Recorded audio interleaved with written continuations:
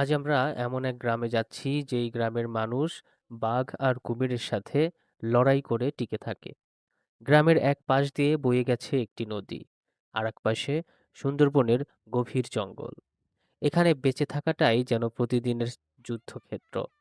ঘরের পাশেই বহতা নদী, কিন্তু কুমিরের ভয়ে কেউ জলে নামতে পারে না। শিশুরা নদীর ধারে খেলতে যায় না। মায়েরা নিশ্চিন্ত মনে কাপড় ধুতে পারে না, কারণ এই নদী শুধু পানি নয়, এখানে লুকিয়ে থাকে মৃত্যু। আর জঙ্গলে, সেখানে তো প্রতিটি পদক্ষেপে বাঘের ভয়। এই গ্রামের পুরুষেরা মাছ ধরতে যায়, কাঁকড়া ধরতে যায়, মধু সংগ্রহ করতে জঙ্গলের গভীরে ঢুকে পড়ে। জীবিকার রসদ মেটাতে কেউ যায় বাঘের পেটে, কেউ যায় কুমিরের পেটে। কাজ শেষে ঘরে ফিরবে কিনা তার কোনো নিশ্চয়তা নেই, তবুও তারা যায়, কারণ ঘরে আছে ক্ষুধার্ত পরিবার। আমি এক জেলে ভাইকে প্রশ্ন করেছিলাম, কাকা ভয় লাগে না? উত্তরে বললেন, ভয় তো লাগে বাবা, কিন্তু না গেলে খামো কি? ভয়ের থেকেও বড় এখানে বেঁচে থাকার তাগিদ। সবচেয়ে বড় সংকট বিশুদ্ধ পানির অভাব। খাবার পানি আনতে যেতে হয় দূরের কোনো এক জঙ্গলের পুকুরে, যেই পুকুরে বাঘ আর হরিণ একই সাথে পানি খায়। পানি আনতে গিয়েও অনেকেই চলে গেছে বাঘের পেটে। বাড়ির উঠানে দেখা যায় বড় বড় মাটির হাঁড়ি। সেই হাঁড়িতেই জমা রাখা হয় পানি। ফিটকিরি মিশানো এই পানি পান করে অসহায় মানুষগুলো টিকে থাকে। এই পানি তাদের জীবন। আপনারা কেউ চাইলে একটি পানির ধারণ করার ট্যাঙ্কি দান করতে পারেন। আপনাদের সহানুভূতিই হতে পারে তাদের তৃষ্ণার ঢেকুর। একটি নিরাপদ পানির ব্যবস্থা বাঁচাতে পারে পুরো একটি প্রজন্ম। এছাড়াও এই গ্রামের অনেকেই আছে যাদের থাকার মতো ঘর নেই। ঘূর্ণিঝড়ে উড়ে যায় ঘরের চালা, জলোচ্ছ্বাসে ভেসে যায় স্বপ্ন। তবুও তারা মাটি কামড়ে টিকে থাকে, কারণ এই মাটিতেই তাদের শিকড়। মানবিক কাজে আপনারা কিন্তু দুর্গম এই জায়গায় এগিয়ে আসতে পারেন। এই গ্রামে রয়েছে একটি সরকারি প্রাথমিক বিদ্যালয়। শিক্ষকরা দূর দূরান্ত থেকে খাল বিল ডিঙিয়ে আসেন, ঝুঁকি নিয়েই আসেন, কারণ তারা চান শিশুরা মানুষ হোক। কিন্তু বাস্তবতা বড়ই কঠিন। দুই একজন ছাত্রছাত্রী উপস্থিত থাকলেও অধিকাংশ ছাত্র যায় তার বাবার সাথে। কেউ মাছ ধরতে, কেউ কাঁকড়া ধরতে, কেউ আবার যায় মধু সংগ্রহ করতে। বই খাতা ফেলে তারা হাতে তুলে নেয় পরিবারের দায়িত্ব। শিক্ষা আর জীবিকার লড়াইয়ে প্রতিদিন হার মানে তাদের শৈশব। সবুজ শ্যামল এই গ্রামের কিশোর কিশোরীরা প্রকৃতির সাথেই দিনে দিনে বড় হয়ে ওঠে। কষ্ট আছে, ভয় আছে, তবুও আছে মুখ ভরা হাসি। মৃত্যুর ছায়ার মধ্যেও তারা স্বপ্ন দেখতে জানে। আমি অবাক হলাম যখন জানতে পারলাম এই গ্রামেই রয়েছে একটি পতিতা পাড়া। দরিদ্র আর অসহায়ত্ব কিছু মানুষকে ঠেলে দিয়েছে এই পথে। কেউ স্বেচ্ছায় নয়, অভাব তাদের এই নিয়তি লিখে দিয়েছে। এটাও এই গ্রামের এক কঠিন বাস্তবতা। এভাবেই জীবন যুদ্ধের সাথে টিকে আছে এক গ্রাম, ঢাংমারি। বিশ্বের সবচেয়ে বড় ম্যানগ্রোভ বন সুন্দরবনের কোল ঘেঁষে দাঁড়িয়ে আছে ছোট্ট একটি গ্রাম, যার নাম ঢাংবাড়ি। আজ আমরা এই গ্রামের আজব অথচ সহজ সরল গ্রামের মানুষের সাথে কথা বলবো, জানার চেষ্টা করব তাদের দুঃখ দুর্দশার কথা। ঢাকবাড়ি শুধু একটি গ্রাম নয়, এটি সাহসের প্রতীক। এটা বেঁচে থাকার গল্প। আপনার একটু সহানুভূতি, একটি পানির ট্যাঙ্কি, একটি নিরাপদ ঘর হয়তো বদলে দিতে পারে পুরো গ্রামের ভবিষ্যৎ। আসুন আমরা সবাই অসহায় মানুষের পাশে সভ্যতার আলো ছড়াই। অভাবের তাড়নায় যে শিশুটি কাঁধে তুলে নেয় পরিবারের দায়িত্ব, তার হাতে তুলে দেই স্কুলের বই। বাংলাদেশে এমন অসংখ্য গ্রাম আছে। আসুন আমরা সবাই সবার পাশে এসে দাঁড়াই।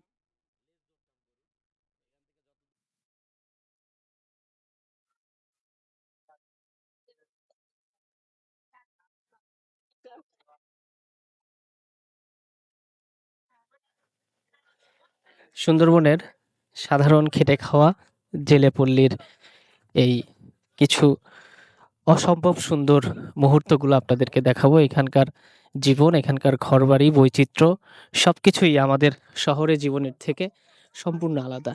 এখানে এই যে ধানের খ্যার আমরা বলি, যেটা গরুকে খাওয়ানো হয়, আর ওই পাশে এই তো নদীর এপারে আর ওপারে, এদিকটায় বেশ কিছু খেজুর গাছও আছে প্রতিটা বাড়ির সামনে। ওই দিক দিয়ে যদি দেখাই, আর এই যে একটা মিঠা পানির পুকুর, আর এইখানকার বাসিন্দারা আছে। পানি নৌকা দিয়ে আনতে এইখানে হয়। নাম কি আপনার? না, আমার খেজুরিয়া ওই ভিতরে বাড়ি। আচ্ছা, এটা কি মিঠা পানি? এটা না, এখন নোনা। নোনা। আপনারা পানিটা কোথা থেকে খান?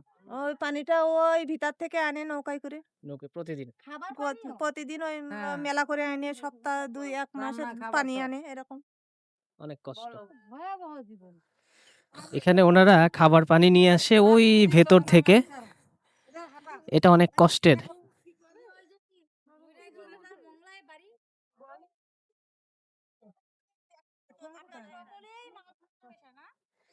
এখানে প্রত্যেকটা ঘরবাড়ি। এই যে কেমন আছেন আপনারা? ভালো আছেন? এই দিক দিয়ে ওই পাশ দিয়ে বের হওয়া যাবে? এই পাশ দিয়ে বের হতে হবে না? এইখানে এই ঘরের রুম কয়টা আছে? ২টা রুম না? এই যে গ্রামের ভেতরে ঢুকে পড়েছি। এখানে সবাই শ্রমজীবী মানুষ। এদের ঘরগুলো অনেক সুন্দর। এই যে এখানে একটা বাচ্চা খেলা করছে। শৈশবে আমরা যে কাদা দিয়ে খেলতাম সেরকমই একটা ছোট্ট বাচ্চা কাদা দিয়ে খেলছে।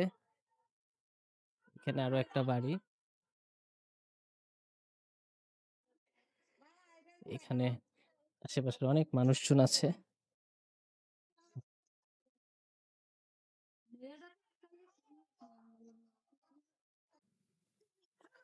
এই একটা গোল পাতার ঘর।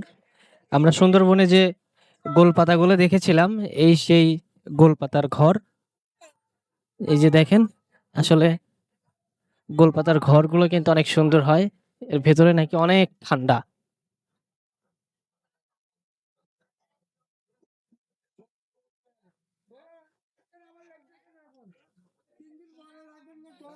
এই একটা বাড়ি।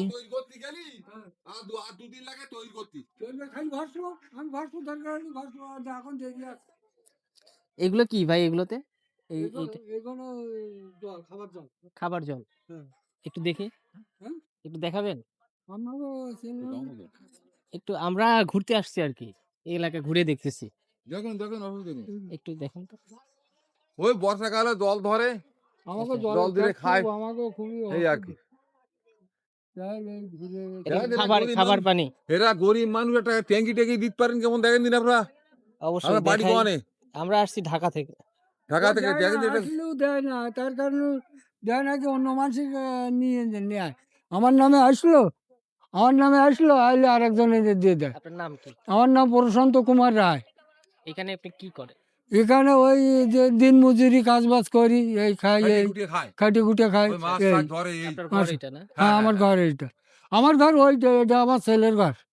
আচ্ছা, এই যে পানিটা এটা কোথা থেকে সংগ্রহ করেন? এর সংগ্রহ করি এই যে বর্ষাকালের এই যে এই পুকুরের জল এখন মিষ্টি আছে, তাই আমরা উঠিয়ে রাখি, যে ফুরিয়ে গেলি পিটকিতে রাখ। পিটকি দিয়ে রাখি আমরা, ফুরিয়ে গেলি অন্য দূরে যেতে খুব ও কষ্ট অনেক করে। দূরে, এখান থেকে প্রায় এখানে যদি টিউবওয়েল স্থাপন করা হয় হ্যাঁ। সেই জলটা কেমন হবে?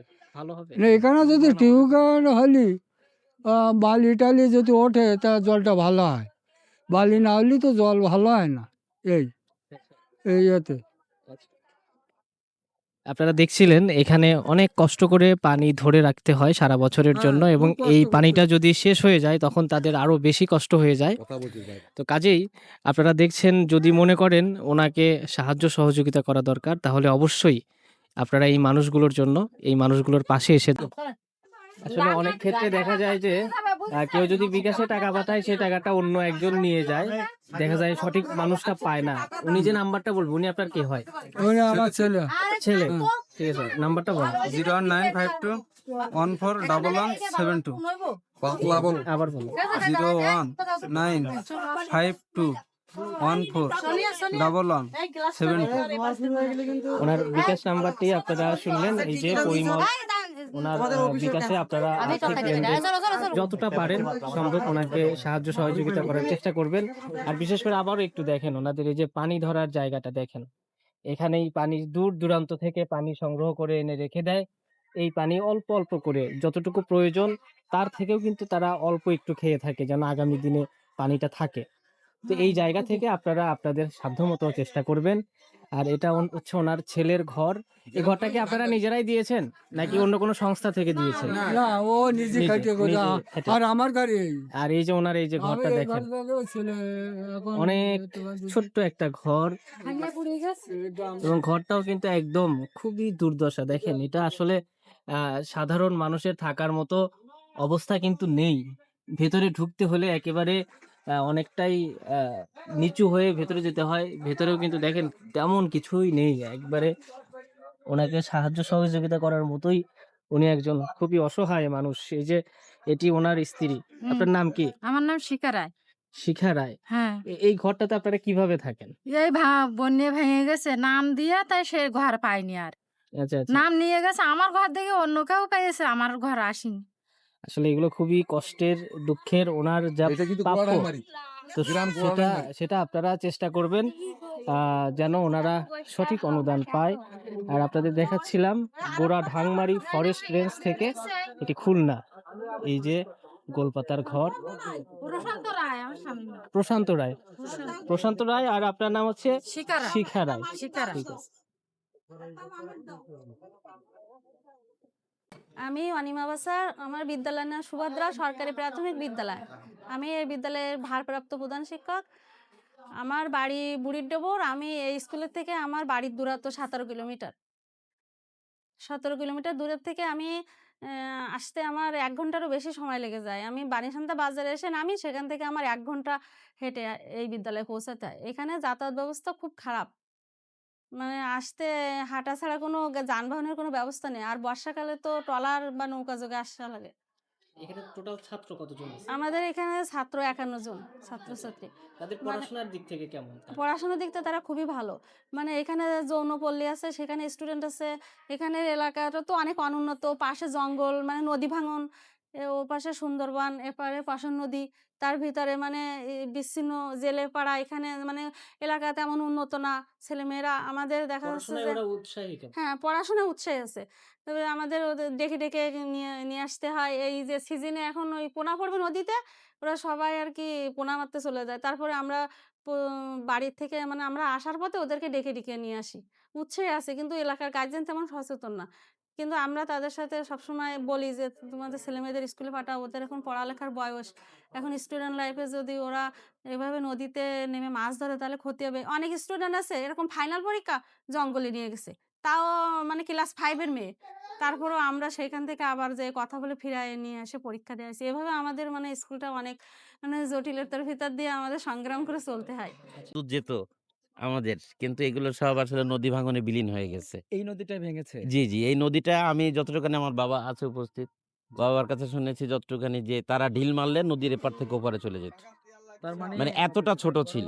তার মানে ওখান দিয়ে একটা ক্যানেল ছিল রাইট। ছোট। কিন্তু এটা আপনার পরশুর নদীর হচ্ছে শাখা নদী এটা। জি, রাইট। ঠিক আছে? এবং এটা ভাঙতে, ভাঙতে নদীর ধর্ম তো এক পাশ ভাঙে আর এক পাশ গড়ে। হ্যাঁ। কিন্তু ওইটা যে গড়ে এটা আমরা আসলে ভিজিবল না, ওটা দেখা যায় না। কারণ ওটা তো এই ফল পড়তেছে, আবার এই ফল থেকে গাছ হচ্ছে। যার কারণে ওইটা তো আর আপনার না। আর আপনাদের এই পশুর নদী যেটা, পরশু সেটাও কি নদী, ভেঙে এই আসছে? পরশু নদী মূলত এই যে এখন যে পোরশনটা দেখতে পান ওখানে, জি, ওই পোরশনটা ছিল ওখান থেকে আরো 1 কিলোমিটার আমি আরো 2-3 কিলোমিটার দেখেছি এদিকে। পূর্ব দিকে। তার মানে আমাদের এপাশ থেকে ওপার দেখা যেত না।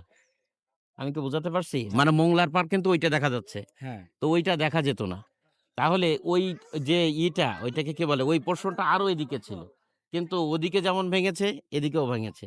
ভাঙতে, ভাঙতে আসলে এটা ভাঙার কথাও। কারণ বঙ্গোপসাগর এখান থেকে বেশি দূরে না। খুবই আপনার মনে হয় আমার যতটুকু মনে পড়ে আমি একবার গিয়েছি ওই যে ওটা জায়গাটার নাম কি দুর্বার চর, নাম শুনে থাকতে পারে। এটা আপনার কুয়াকাটা থেকেও আবার ওইদিকে দেখা যায়। তো দুবলার চরের ওখান থেকে দেখলাম সেটা হচ্ছে আমাদের এইখান থেকে হচ্ছে 8 ঘন্টার মতো লেগেছিল ওই সময় ট্রলার চালিয়ে। তো 8 ঘন্টার মতো তার মানে খুব বেশি দূরে যাওয়ার কথাও না। কারণ ওরা তো উজানে তো আবার ট্রলার চালায় না। মানে যেটা আপনার স্রোতের বিপরীতে সেদিকে কিন্তু ট্রলার চালাবে না, তাহলে আপনার তেল বেশি খরচ হবে। রোল করতে অসুবিধা। হ্যাঁ, হ্যাঁ। আর আমরা তো স্বাভাবিকভাবে ওইরকম ভাবে যে এটা পরবর্তীতে কখনো সময় কাজে লাগবে, জানতে হবে, এইগুলাই চেনা। আপনাদের জাস্ট এটা কি কিছু। বাগেরহাটে পড়েছে? এটা বাগেরহাট রেঞ্জের, একসময় বাগেরহাটের সাথে নির্বাচন হতো, কিন্তু এটা খুলনায় 1 আসন। খুলনায় এক। খুলনায় 1। আপনাদের এই জায়গাটার কত বড়? এখন কত মানুষ আছেন? এখন আপনাদের কত এই মানুষ এলাকায়? বসবাস করে বলতে পারবা? জিহান দাকব থানার ভিতরে, দাকব থানা, দাকব উপজেলা না। এই যে শুধুমাত্র এই যে যেটা ওই রেখামারির এই জায়গাটা 350 পরিবার আর কি, কিন্তু আপনারা হচ্ছেন মানে সুন্দরবনের একেবারে শেষ সীমানা। মানে জনবসতি আর তারপরে নেই। এরপরে জনবসতি নেই, ওই দেখতেই পাচ্ছেন আপনি ওর ধরা পাশে যায় আর যে কি এটা আপনাদের এই বাড়িটা হচ্ছে জনবসতির সর্বশেষ সর্বশেষ। হ্যাঁ,